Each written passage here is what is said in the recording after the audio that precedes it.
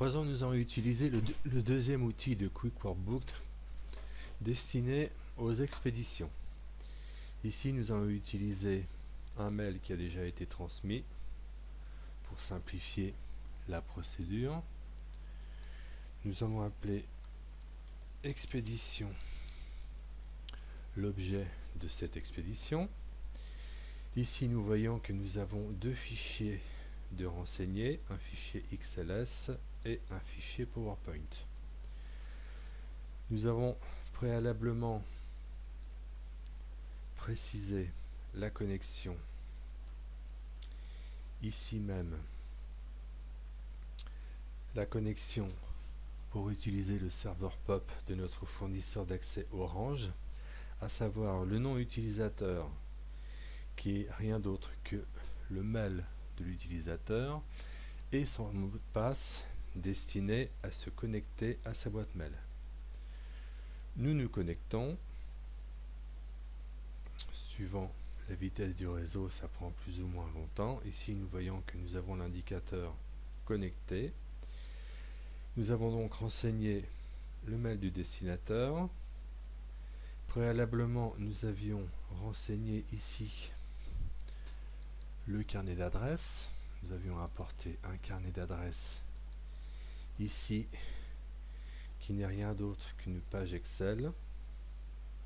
Une page Excel, donc nous avons bien nos trois destinataires de renseigner.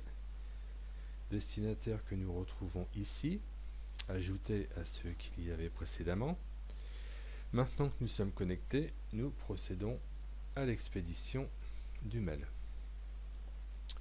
Nous allons vérifier la réception de notre expédition. Ici, j'ai précisé mon mail à titre d'exemple, donc le mail du destinataire, ça il est obligatoire, et celui de l'expéditeur, le mien, afin de pouvoir réceptionner cette expédition. Nous allons dans l'outil de réception. Nous allons à présent utiliser l'outil d'archivage et de désarchivage de Quick Workbook.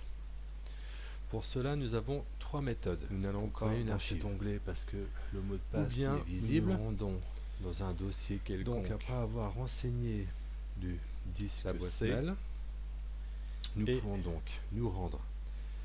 Nous sélectionnons ici les documents, les mails qu'il y a sur le serveur. Ici, nous voyons la procédure. Nous avions préalablement l'archive. Nous nommons l'archive que nous avons appelée. Nous allons afficher la deuxième, toujours à titre d'exemple, dur, à titre d'exemple. Donc ici, nous voyons que voilà, nous sommes en cours de connexion à la boîte mail. Nous dit que nous avons donc 11 documents de sélectionner que nous retrouvons ici. Et il nous demande l'autorisation d'afficher l'archive contenu après son téléchargement. Donc pour avoir un visuel qui va prendre un certain temps de l'évolution de la création, nous déplaçons des pièges maîtres qui sont présents. Nous créons donc cette archive. Nous voyons ici que sur les 11 documents, ici objet expédition, il y a une progression. Ici, nous avons donc les deux fichiers messages que nous avons qui nous permettent de comprendre que nous manquons un peu de ressources système. Les 8 Go de mémoire vive installés en standard sur la plupart des postes que nous retrouvons ici, un peu juste dans notre outil de réception. L'idéal serait d'en installer 8 Go de plus pour un coût moyen de 25 €. Un classeur, mais ce n'est pas une obligation. Classeur de. Voilà, nous avons donc ici notre document. Nous double-cliquons dessus, que nous allons retrouver ici. Ici, il est affiché. Dans notre onglet classeur, nous pouvons aussi bien réception, dans lequel nous allons enlever un, le rappeler par glisser déposer, ou on ajoute deux de plus, tous les documents qui ici nous en avons oublié. Ici nous n'avons pas, nous sauvegardons donc l'archive image modifiée. Nous sommes dans un exemple, nous avons simplement expédié ici que nous avons 13 documents, fichier PowerPoint, alors que à l'origine nous en avions que 11, mais comme dans le classeur, nous voyons bien que nous en avons 13, nous avons bien nos deux fichiers. Voilà, sans première méthode, les images présentes étant donné qu'il n'y en a pas sous Quick Workbook. Deuxième méthode, un premier exemple d'utilisation de l'expédition, un classeur, de deux documents. Nous allons prendre celui-ci, professionnel ou personnel, suivant le cas, directement, et la réception, le transformer en archive de réception. Vous voyez que QuickWorkbook reprend le nom que nous allons d'ailleurs pour l'utiliser pour nommer l'archive, qui nous permettra de le rappeler pour une éventuelle consultation, l'archive correspondante. Voici une première présentation, le classeur d'expédition et de réception des documents via les deux outils de QuickWorkbook.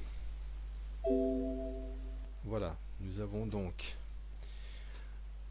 une archive qui s'appelle Nouveau classeur 2016, que nous retrouvons ici sous forme d'un classeur avec ses propres documents. Et nous avons donc ici l'archive correspondante où nous retrouvons bien nos 11 fichiers.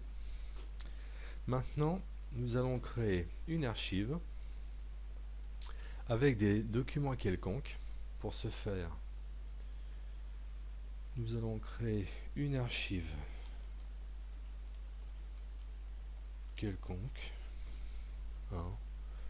ou plutôt nous allons l'appeler nouvelle archive, c'est quand même plus joli. Nouvelle archive. Voilà, notre archive est vide. Nous allons aller y chercher des documents que nous allons mettre ici. Nous retrouvons donc nos 11 documents, toujours à titre d'exemple.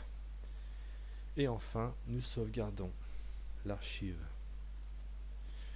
que nous venons de créer, dans lequel s'ajoutent les 11 documents. Nous retrouvons toujours notre petit contour noir pour nous préciser que nous manquons un peu de ressources, mais il n'y a juste que la partie visuelle qui est concernée. La procédure est toujours en cours de construction, et voilà.